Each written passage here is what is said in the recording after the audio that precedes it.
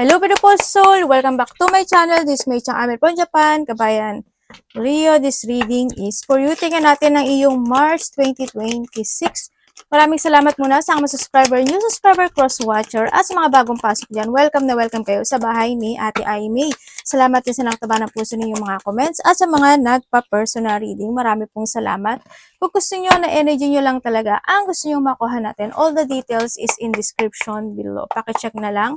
General reading tayo, Leo, kunin mo lang sa'yo, at itapon ang hindi naman talaga sa'yo. Maaring vice versa, energy mo, energy ng person mo, energy ng malapit sa puso mo, nangyayari, or mangyayari pala. Use your own intuition, lawakan nyo ang iyong isipan, ano man ang gender mo, ano man ang edad mo. Wala sa baraha ang kapalaran ng tao, kayo pa rin ang makapagpapabago nito. Gawin yung guide, yung mga warning na pwedeng lumabas sa baraha, hindi yung negative. Warning po iyon para magkaroon din kayo ng idea kung ano mga bagay o sitwasyon na kailangan nyo maging aware, maiwasan, o ma-change of decision. Pero kung gusto mo talaga na positive reading lang ang gusto mong makita, hindi itong channel na ito ang para sa iyo. Para kay Leo. Okay. Your March 2026. Okay, Leo, you have a target. No? Hando yung goal. Hando yung pagiging goal-oriented person. Maaring nandun ka sa point na mas marami kang gagawin o aasikasuhin this March 2026. You have a targeting goal, no? Kumbaga, nandun ka sa point na iyon. And, syempre, yun rin si Tiger. Doing something risky, taking a chance. May mga sitwasyon na susubukan o makikibaka ka o makipagsapalaran ka talaga this March 2026. And kung hindi man is, if you want, kinakailangan, no? Kung may mga bagay ka na gusto mo i-pursue, gawin mo, no? There's a chance of na handun yung point na ma-achieve mo siya. As long as alam mo yung target and that purpose. Siyempre, handun din yung may mga great personal sorrow sa iba sa inyo. Maaari may mga pagdadaanan kayo by the Mars, nakalungkutan, yan. Or kung ano mang mga personal sorrow na pagdadaanan mo by this Mars, kung sa relasyon man yan, sa trabaho, sa pera, or any situation into your life, pwedeng nandun sa point.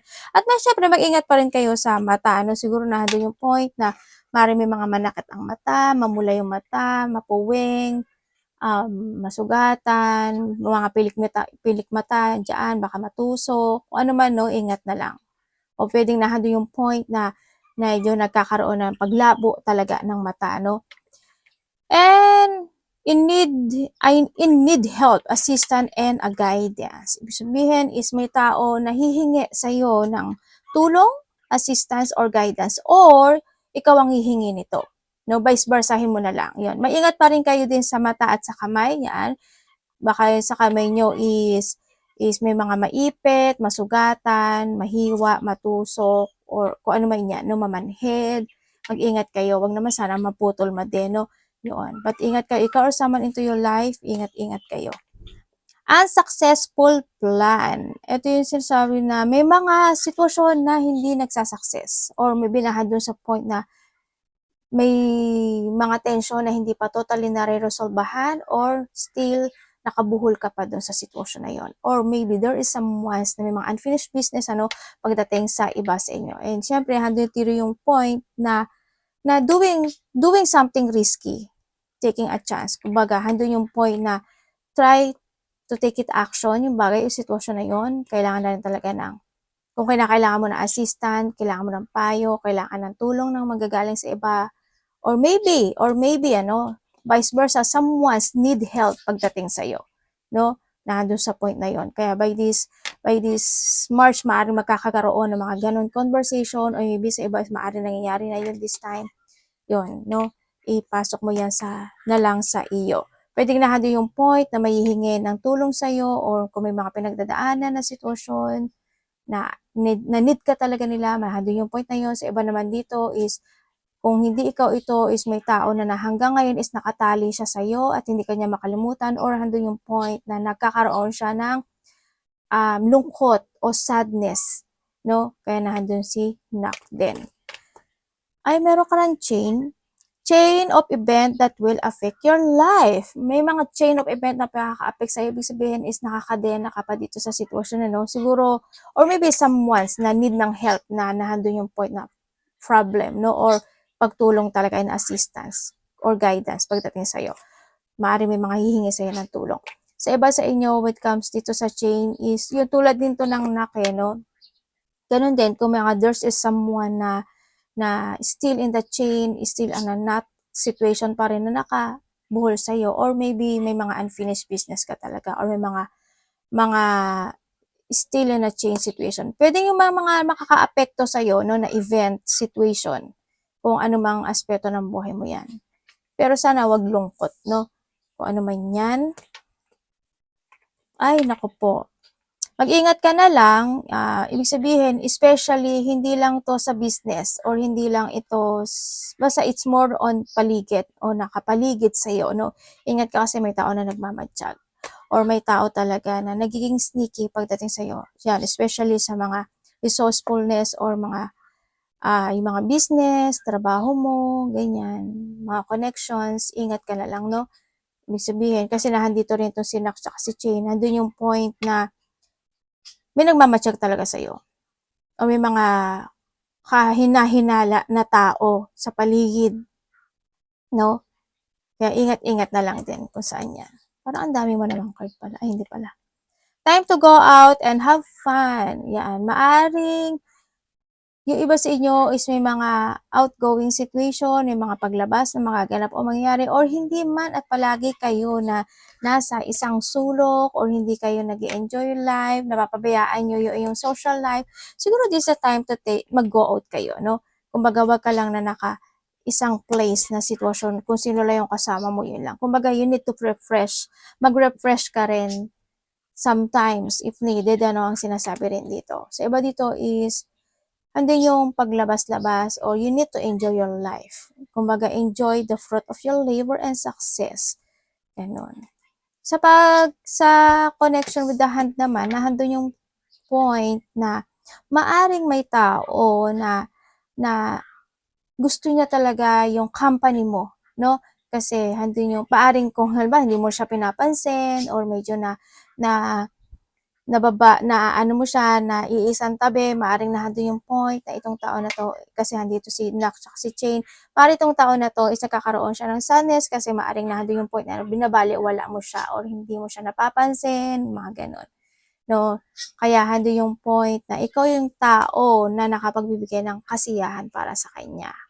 Yan. Kaya nandito rin siya. Kaya nandun lang siya sa point na pag-iisip at pagtanaw-tanaw at pagsilip-silip lang pagdating sa'yo, no?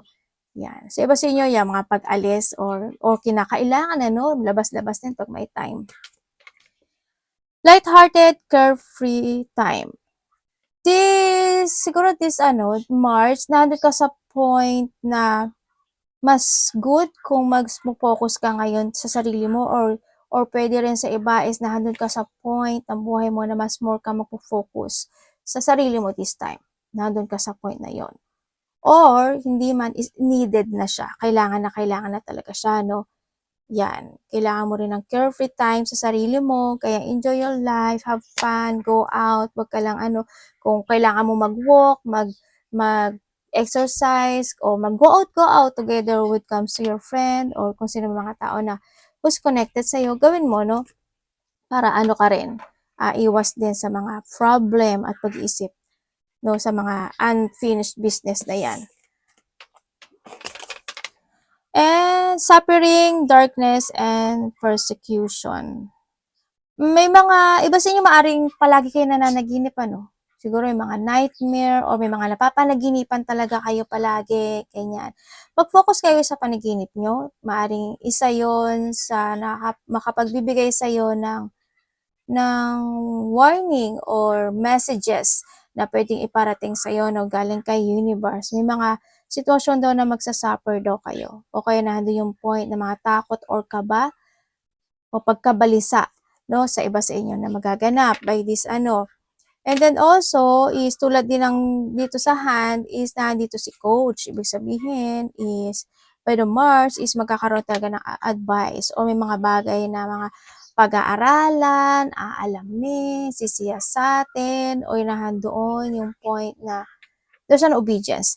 Kumbaga, may tao rin na mag-a-assist talaga, or magbibigay ng advice with something. Or pwedeng mahihingi sa'yo ng tulong kasi nahandun siya sa point na medyo may pinagdadaanan siya.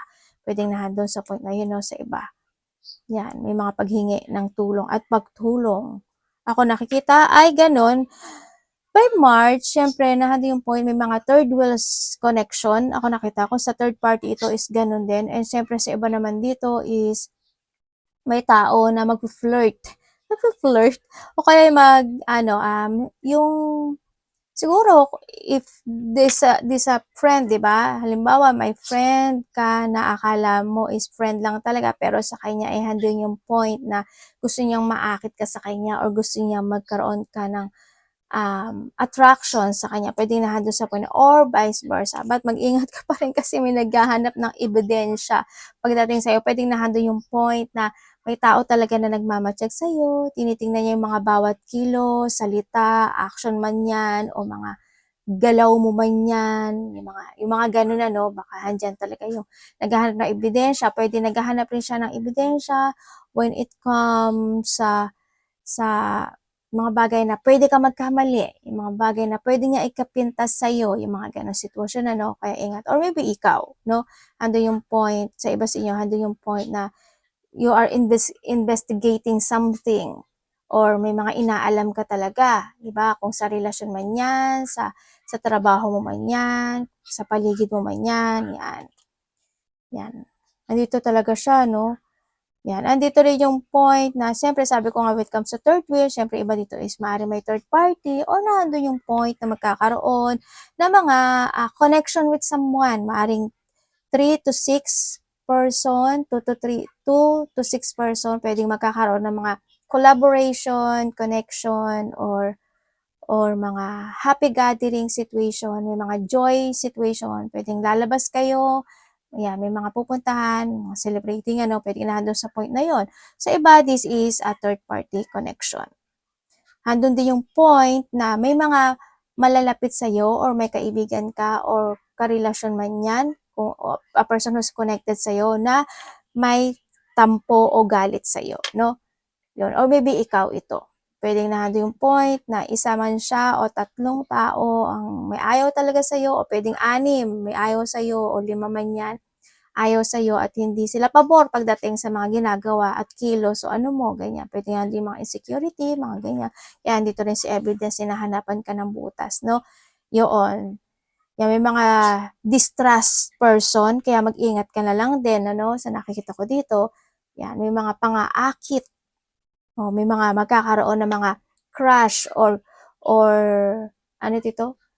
someone would also commit or handun yung attraction na mararamdaman ng iba sa'yo, Yun, kahit na nandun yung point na kahit may karelasyon na sila or meron na silang kaugnayan sa iba, nandun yung attraction mo, at makakaroon sila ng attraction sa'yo. Pwede kasi rin yun na when it comes to attraction is bilib, paghanga, crush, pwedeng nahandun na yun sa point na yun, And syempre, nahandun yung point na nakikita ko rin dito na maaring either mas ka-same age mo to or mas matanda sa'yo ito or maybe a person na who's connected sa'yo, pwedeng nandun yung point na sabi ko kanina is may nalulungkot, pwedeng itong taon ito, they want apology, something sa'yo, kasi hindi mo siya pinapansin or nandun point na gusto niya mag-confess or sa iba is gusto niya someone's want ng forgiveness mo or nandun yung iba is nagkakaroon ng guilty.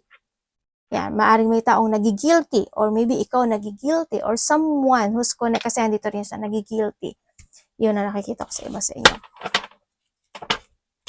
Ano ang energy ni Leo this March? Energy ni Leo this March. Teka lang.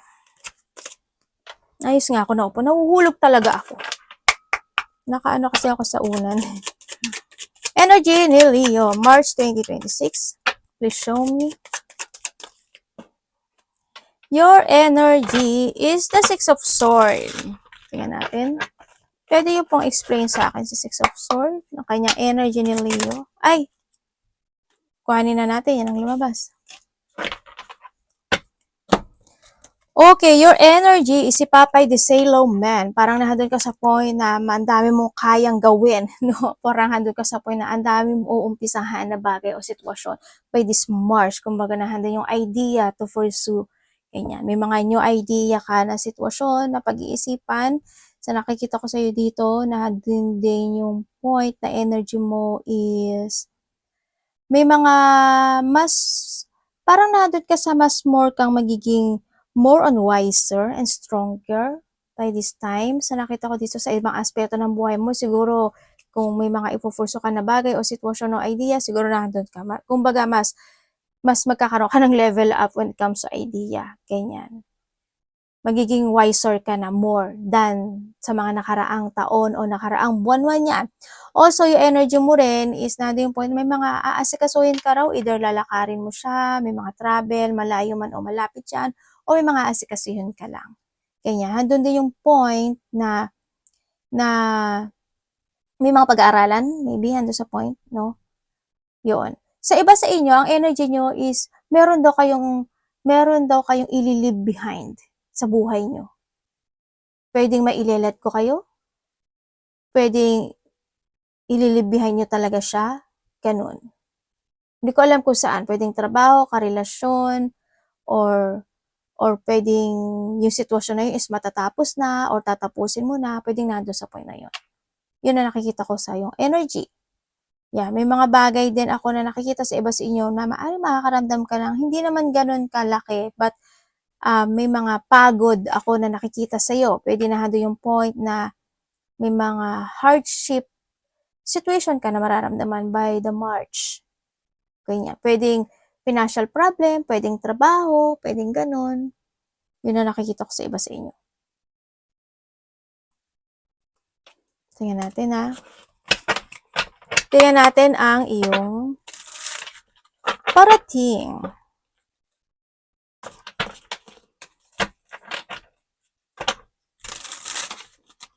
Anong parating kay Leo? March 2026. Parating sa'yo is the 5 of Cups. Ano po yun?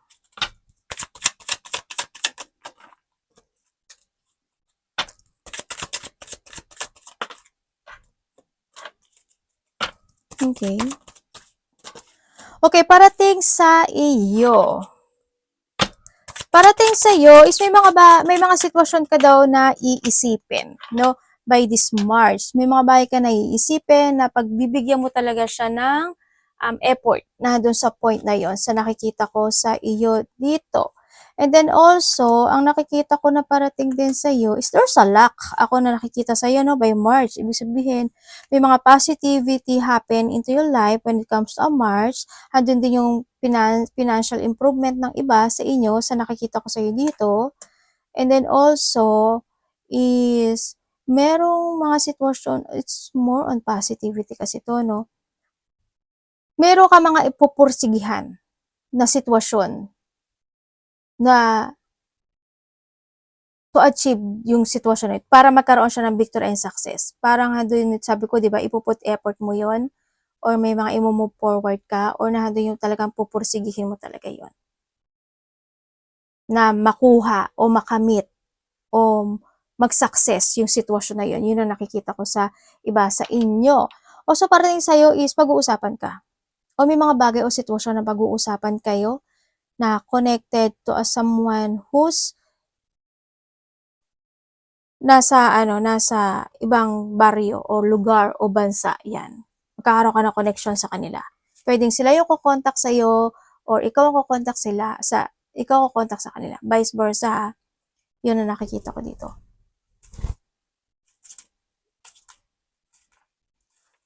Parating din sa'yo, magkakaroon, may mga parang sa iba dito, this a recovery situation, ako nakikita. May mga i-recover ka or there's a recovery na magaganap sa iyo by the March. Yun na nakikita ko sa iyo, Either may i-recover or may kakaroon na ng recovery. Yan. Halimbawa, when it comes sa recovery, Halimbawa, sa sarili mo, masama pakiramdam mo in the past and this time you will become recovery o kaya is may mga i-recover o ayusin ka talaga na sitwasyon o pagkam sa recovery din is yung pera mo or yung finances mo this time siguro handun na yung point na mas pupukusan mo siya to recover it o kaya mas magiging more on organized ka na this time, yung mga ganun sitwasyon. O sa relasyon man, ganun din, di ba? Ipasok mo na lang yung sarili mo doon. Yon ang nakikita ko sa iyo dito. Also, iba dito mga travel situation. Ako na nakikita sa iyo, may mga sitwasyon daw na irarush mo. Sa iba sa inyo ha. May mga union din ako nakikita. Or maybe thinking about union.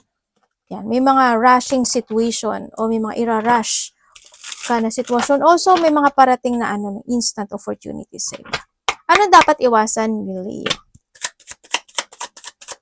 Oy, may luck ka ha.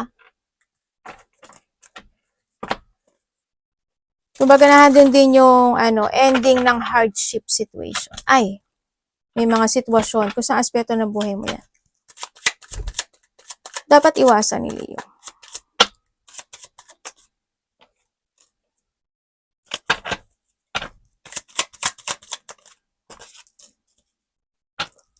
Okay. Okay, iwasan mo. Iwasan mo daw yung mga sitwasyon na syempre yung hindi mo alagaan yung sarili mo, no? Yun ang nakikita ko sa'yo dito. You need to nurture yourself. Love yourself. Ang sinasabi din dito, kung kinakailangan, ando yung point na kumain ka ng mga vegetable ng marami than to mga meat o kaya mas damihan mo pang uminom ng water, no? If kung mahilig ka sa mga soft drinks, if hindi naman, siguro mas maganda na mas marami ka pa rin inumin na water, di ba? Yung naayon sa 8 glass ba sinasabi? Yun. And then also, iwasan mo yung mga taong bitter. Ganyan, iwasan mo yung, o maging bitter ka. Ganyan, iwasan mo yun, sa nakita ko dito. Tsaka yung ma-stagnant. Yan, iwasan mo yung mga taong makasarili, or being makasarili, or yung tamarin ka, o kaya yung mga taong tamad, iwasan mo rin yun. Iwasan mo palagi na syempre, yung hindi ka maging responsable pagdating sa iyong kaperahan, kailangan mo na mag-save talaga ng money or mag-save pa more ng money kung kinakailangan. Nandun sa point na yun, umiwas ka, syempre, yung pasanin, yung mga problema ng ibang tao na hindi naman kinakailangan na ikaw ang pumasan lahat. Halimbawa, sa family mo, ganyan. But, you need to try to make it balance. Kumbaga, hindi ko naman sinasabi na ibaliwalain mo sila. Kumbaga,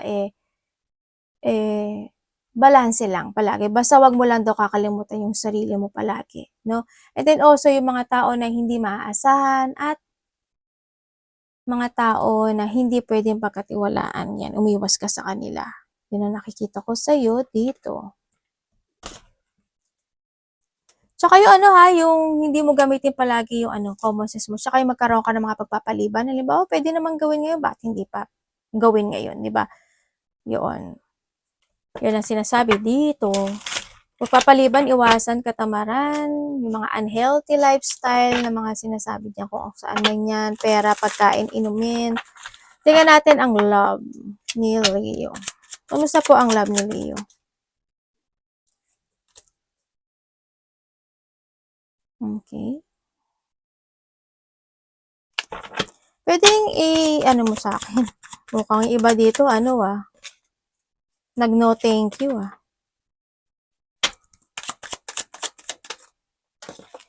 Okay, kung single po siya, universe. Sa mga single dyan,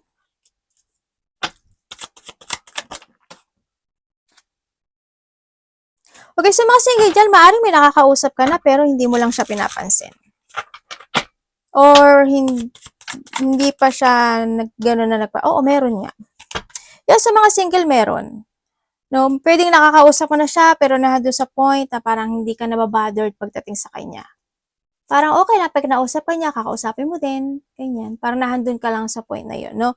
Yun ang nakikita ko sa iyo. Pwedeng 1 hanggang 2 yung tao na connected sa iyo, no? Sa iba sa inyo. Kung ikaw naman is nagkahiwalay, pwedeng sa iba sa inyo makikilala niyo ito by internet, ganyan. O kaya kilala mo na talaga siya, yung isa. O kaya isa eh makikilala mo pa lang. O nakakausap niyo na, yung isa doon. And kung kayo sa kahiwalay, oo, nagkaroon na talaga ng withdrawal ano, dito sa situation na ito. Kumbaga nandun yung point na parang naka-heal na rin yung isa sa inyo pagdating dito. Pero kasi ando yung pagiging mataas ng ego ng isa. No, ando yung point na actually nagkaroon ng mga lihim no pagdating sa connection na ito. Pwedeng nandun talaga yung third party or talaga naging malihim yung isa lang sa inyo. Pero sa nakikita ko kasi dito is andun pa rin na magkakaroon pa rin kayo ng connection nito. Pwedeng nandun yung point na magte-text or magme-mail ka sa kanya or siya sa'yo, vice versa, no? Yun ang nakikita ko dito. Hindi ko alam in what way, kung babalik ba siya or hindi, pero meron akong nakikita na connection. Maaaring mag-mail ka or mag-mail siya, vice versa. Pero nandun pa rin yung point na nagkakaroon dito ng, ano ba yun, feeling lonely and feeling lost itong tao na to, no?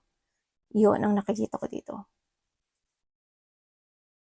May mga bagay na something want to heal in this connection. Para may mga bagay siya na gustong i-clarity pagdating sa iyo or ikaw gusto mo i-clarity pagdating sa kanya.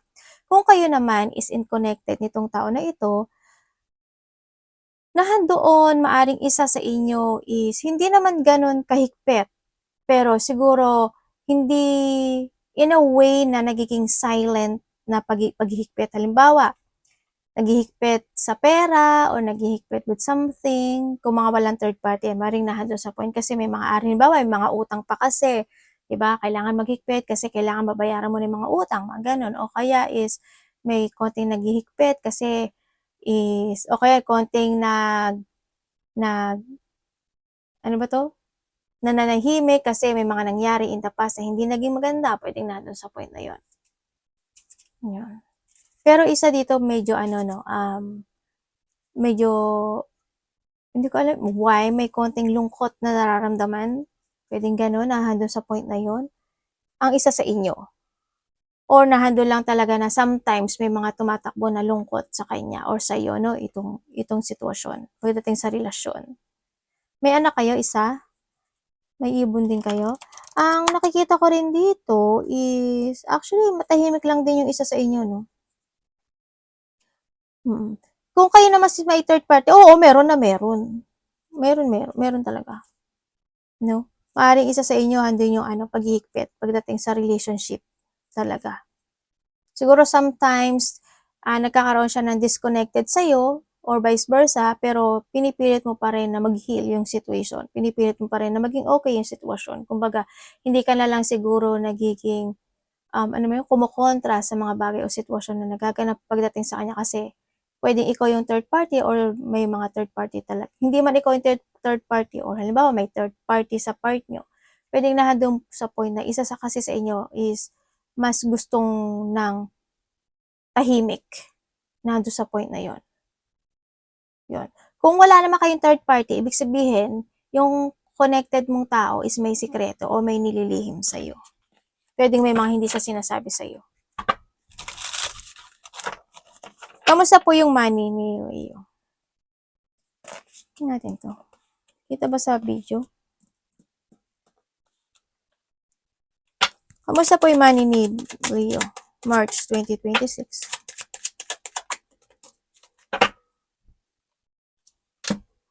Teka lang, may nakita akong pupo. Nagpupo ka dito ah. Okay, pagdating sa iyong money, Leo. Ano yun? Okay. Okay, pagdating sa money mo, andito yung sitwasyon, yes, okay naman siya kasi you put effort talaga pagdating sa pera mo. Pagdating sa trabaho mo, you put effort, kaya nagsasucess yung pera mo, no, nandun sa point na yon. Nandito rin naman si Ten of Cups, ibig sabihin is completion. Nandun naman din yung nagkakaroon ka ng completion. Kumbaga, parang nagiging ano siya, minsan okay, minsan okay, minsan hindi, okay, hindi, mga ganon. Sa nakita ko sa iyo dito. Yun nga lang, hindi ko alam kung bakit minsan nandun ka sa point na medyo naglo-low yung energy pagdating sa pera. Siguro minsan tinatamad ka ba? Yun ang nakikita ko sa'yo dito. Yan. But still, handun yung completion pagdating sa money mo, handun nakukuha mo naman yung gusto mo, handun yung victory and success. Pero if the more ka na magbibigay talaga ng action dito at taking a risk ka talaga dito, it's more unsuccessful to kasi di sa 10 of cups din kasi, no? Yun. Pwede na handun din yung point na may mga pagtulong o pagbibigay ng tulong sa kapamilya, no? O kamag-anak man yan, o pamilya, o karelasyon. Yun ang nakikita ko sa iyo dito. Mag-ingat ka, no? Mag-ingat ka sa pera mo din. Kasi dito sa sitwasyon, may tao na magbe-betray sa'yo pagdating sa pera. Hindi ko alam sino. Pera, sa pera man yan o sa katrabaho, ganyan. May betrayal. Advice.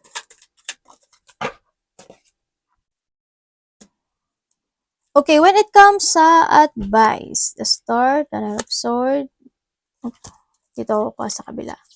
Okay, pagdating sa advice is, mag-trust ka daw sa iyong intuition, Leo, ang sinasabi dito, be more creative, ang sinasabi, to growth, handun din yung point na yun, take it action, be adventurous, and mag-forward ka lang daw na mag-forward sa mga plano mo, ang sinasabi rin dito. And then, syempre, nandun din yung point na